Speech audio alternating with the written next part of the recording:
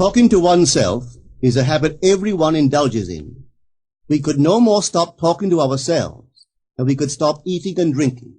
All that we can do is control the nature and the direction of our inner conversation. Most of us are totally unaware of the fact that our inner conversations are the causes of the circumstances of our life.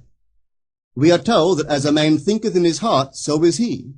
But do we know that man's thinking follows the tracks laid down in his own inner conversations? To turn the tracks to which he is tied in the direction in which he wants to go, he must put off his former conversation, which is called in the Bible the old man, and be renewed in the spirit of his mind. Speech is the image of mind. Therefore, to change his mind, he must first change his speech. By speech is meant those mental conversations we carry on with ourselves. The world is a magic circle of infinite possible mental transformations, for there are an infinite number of possible mental conversations. When man discovers the creative power of inner talking, he will realize his function and his mission in life.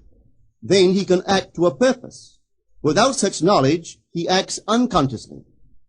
Everything is a manifestation of the mental conversations which go on in us without our being aware of them.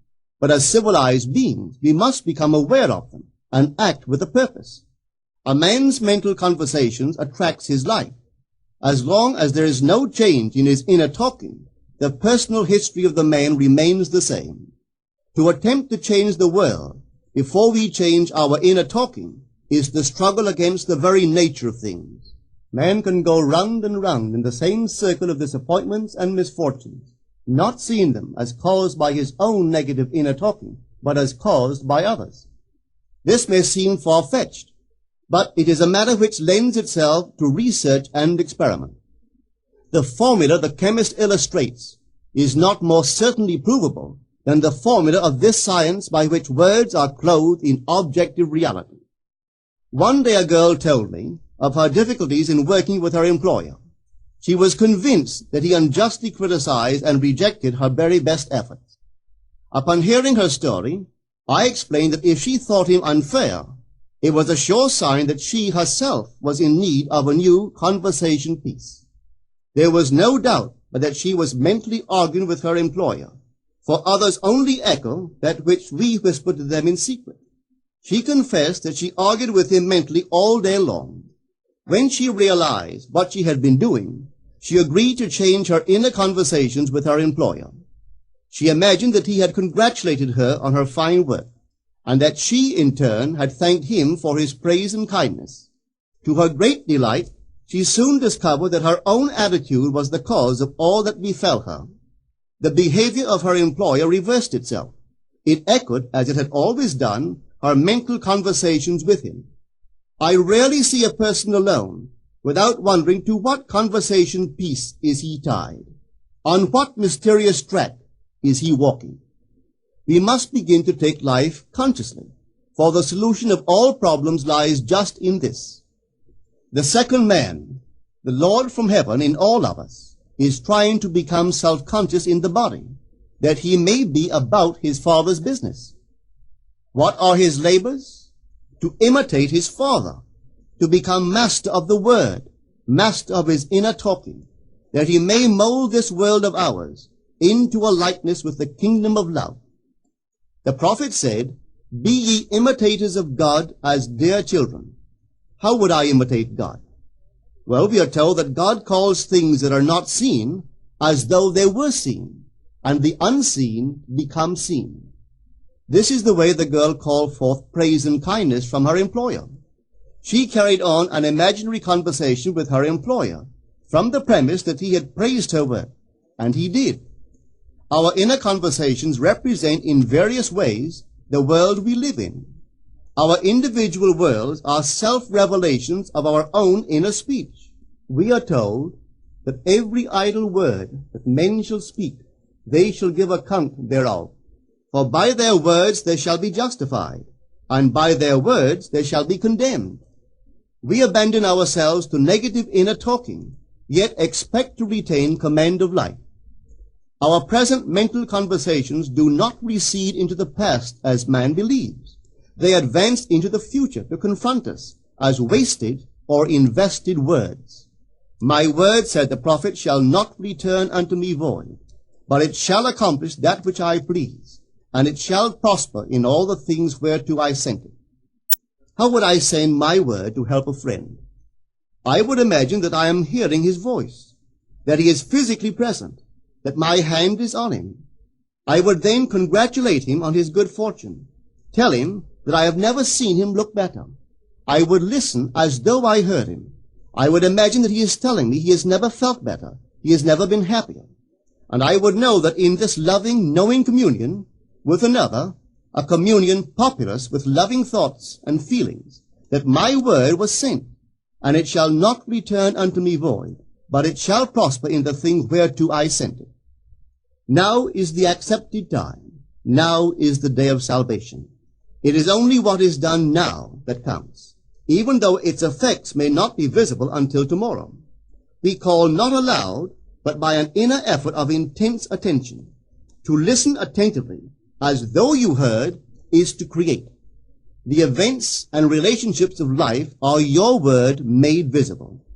Most of us rob others of their willingness and their ability to be kind and generous by our fixed attitudes towards them. Our attitudes unfold within us in the form of mental conversations. Inner talking from premises of fulfilled desire is the way to consciously create circumstances. Our inner conversations are perpetually outpictured all round us in happenings. Therefore, what we desire to see and hear without, we must see and hear within, for the whole manifested world goes to show us what use we have made of the word. If you practice this art of controlled inner speaking, you too will know what a thrill it is to be able to say, and now I have told you before it come to pass, that when it is come to pass, ye might believe. You will be able to consciously use your imagination to transform and channel the immense creative energies of your inner speech from the mental, emotional level to the physical level. And I do not know what limits, if any, there are to such a process. What is your aim? Does your inner talking match it? It must, you know. If you would realize your aim, or as the prophet asked, can two walk together except they be agreed? And of course the answer is no, they cannot. The two who must agree are your inner conversation and the state desired. That is, what you desire to see and hear without, you must see and hear within. Every stage of man's progress is made by the conscious exercise of his imagination, matching his inner speech to his fulfilled desire. As we control our inner talking, matching it to our fulfilled desires, we can lay aside all other processes. Then we simply act by clear imagination and intention. We imagine the wish fulfilled and carry on mental conversations from that premise. The right inner speech is the speech that would be yours were you to realize your ideal. In other words, it is the speech of fulfilled desire. Now you will understand how wise the ancient was when he told us in the Hermetica, there are two gifts which God has bestowed upon man alone, and on no other mortal creature. These two are mind and speech, and the gift of mind and speech is equivalent to that of immortality. If a man uses these two gifts rightly, he will differ in nothing from the immortals.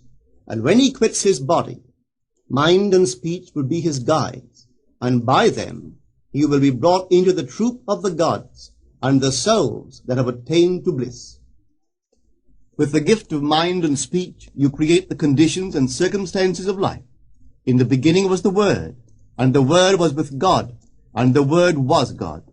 The Word, said Hermes, is Son, and mind is Father of the Word. They are not separate one from the other, for life is the union of word and mind. You and your inner talking or word are one. If your mind is one with your inner conversation, then to be transformed in mind is to be transformed in conversation. It was a flash of the deepest insight that taught Paul to write, put off the former conversation, the old man, which is corrupt, and be renewed in the spirit of your mind. Put on the new man. Put on the new man, and be renewed in the spirit of your mind, is to change your inner conversation, for speech and mind are one. A change of speech is a change of mind. The prophet Samuel said, "The Lord spake by me, and his word was in my tongue." If the Lord's word was in the prophet's tongue, then the Lord's mouth that uttered the word must be the prophet's mind. For inner conversations originate in the mind and produce little tiny speech movements in the tongue. The prophet is telling us that the mouth of God is the mind of man, that our inner conversations are the word of God, creating life about us as we create it within ourselves. In the Bible you are told that the word is very near to you, in your mouth and in your heart, that you may do it. See, I have set before you this day life and good, death and evil, blessings and cursings. Choose life. The conditions and circumstances of life are not created by some power external to yourself. They are the conditions which result from the exercise of your freedom of choice, your freedom to choose the ideas to which you will respond. Now is the accepted time. This is the day of salvation. Whatsoever things are of good report, think on these things. For your future will be formed by the word of God, which is your present inner talking. You create your future by your inner conversation. The worlds were framed by the word of God, that is, your inner talking. See yonder fields? The sesamum was sesamum, the corn was corn, the silence and the darkness knew. So is a man's fate born. For ends run true to origins. If you would reap success, you must plant success. The idea in your mind, which starts the whole process going, is the idea which you accept as true. This is a very important point to grasp, for truth depends upon the intensity of imagination, not upon facts. When the girl imagined that her employer was unfair, his behavior confirmed her imagination. When she changed her assumption of him, his behavior reflected the change, proving that an assumption, though false, if persisted in, will harden into fact. The mind always behaves according to the assumption with which it starts. Therefore, to experience success, we must assume that we are successful. We must live wholly on the level of the imagination itself, and it must be consciously and deliberately undertaken. It does not matter if, at the present moment, external facts deny the truth of your assumption. If you persist in your assumption, it will become a fact. Signs follow. They do not precede. To assume a new concept of yourself is to that extent to change your inner talking or word of God, and is therefore putting on the new man. Our inner talking, though unheard by others, is more productive of future conditions than all the audible promises and threats of men. Your ideal is waiting to be incarnated, but unless you yourself offer it human parentage, it is incapable of birth. You must define the person you wish to be, and then assume the feeling of your wish fulfilled, in faith that that assumption will find expression through you. The true test of religion is in its use, but men have made it a thing to defend. It is to you that the words are spoken. Blessed is she that believed, for there shall be an accomplishment of those things which are spoken unto her from the Lord. Test it, try it. Conceive yourself to be one that you want to be, and remain faithful to that conception. For life here is only a training ground for image making. Try it and see if life will not shape itself on the model of your imagination. Everything in the world bears witness of the use or misuse of man's inner talking. Negative inner talking, particularly evil and envious inner talking, are the breeding ground of the future battlefields and penitentiaries of the world. Through habit, man has developed a secret affection for these negative inner conversations. Through them he justifies failure, criticizes his neighbors, gloats over the distress of others, and in general pours out his venom on all. Such misuse of the word perpetuates the violence of the world. The transformation of self requires that we meditate on a given phrase, a phrase which implies that our ideal is realized, and inwardly affirm it over and over and over again until we are inwardly affected by its implication, until we are possessed by it. Hold fast to your noble inner convictions or conversations. Nothing can take them from you but yourself. Nothing can stop them from becoming objective facts. All things are generated out of your imagination by the Word of God, which is your own inner conversation. And every imagination reaps its own words, which it has inwardly spoken. The great secret of success is a controlled inner conversation from premises of fulfilled desire. The only price you pay for success is the giving up of your former conversation, which belongs to the old man, the unsuccessful man. The time is ripe for many of us to take conscious charge in creating heaven on earth.